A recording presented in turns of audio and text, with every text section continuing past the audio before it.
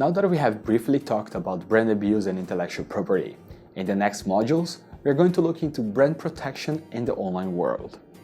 And in this class, we're going to be focusing in counterfeiting online and the types of trademark infringements. We have talked briefly about counterfeit, and as we know, counterfeiting is the practice of imitating genuine goods, often with inferior quality, with the intent to take advantage of the superior value of the imitated product. This is a global and complex problem that affects companies from all varieties and sizes.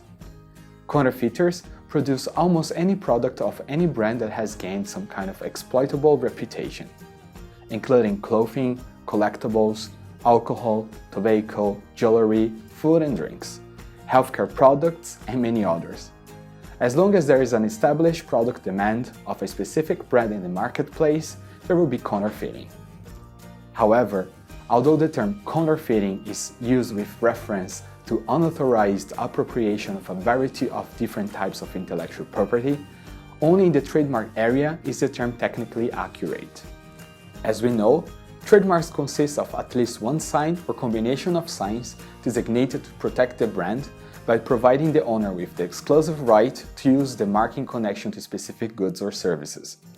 It serves consumers and the public in general by facilitating the choice by identifying the product or service, guaranteeing its source or origin, and guaranteeing its presumed quality. Therefore, based on the scope of trademark protection, trademark infringements can be divided into two types. On one hand, there is the primary type of infringement, which consists of the use of any symbol that is identical to a registered trademark in relation to goods or services for which the trademark was registered without the consent of its owner. On the other, the secondary type of infringement consists of the use of a trademark that resembles a registered trademark or its identity to such an extent it could cause confusion for consumers. Now that we know that, what exactly is a counterfeit?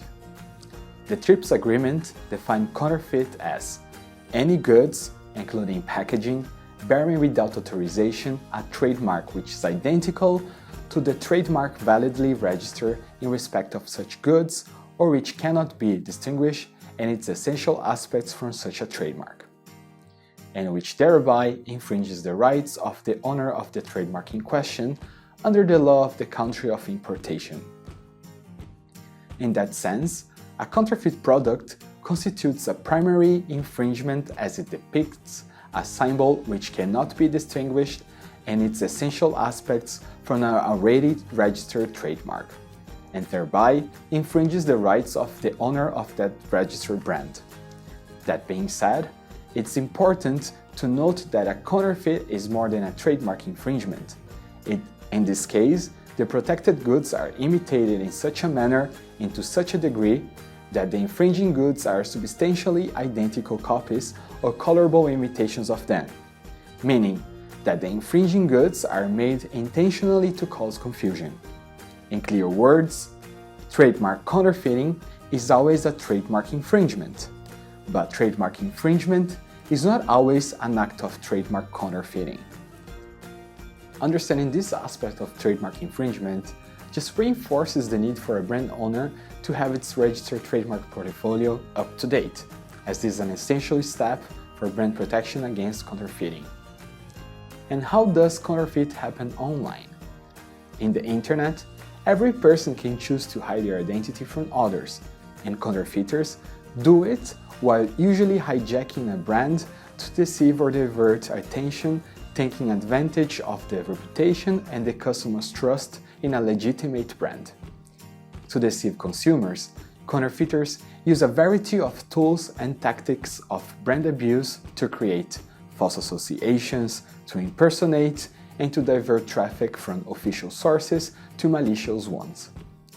Mainly, brands and trademarks are used to drive traffic to specific content, such as rogue websites and marketplace listings, to advertise counterfeit goods for sales, to impersonate an authorized distributor for fraudulent purposes, and to legitimize third-party content.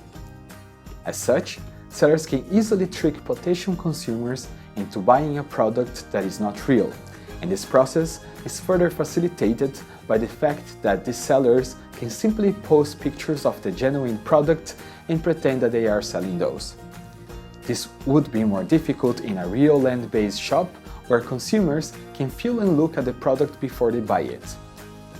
Online, for example, an impersonator sets up a fake social media webpage or profile using unauthorized copyrighted materials or trademarks to create the impression of legitimacy and then divert traffic to an external website selling counterfeit products. Now that we have clarified the types of trademark infringements and counterfeiting online, in the next class, we're going to see how these infringements occur online, what online channels counterfeiters usually use, and what are the typical brand abuse strategies in these channels. See you next time!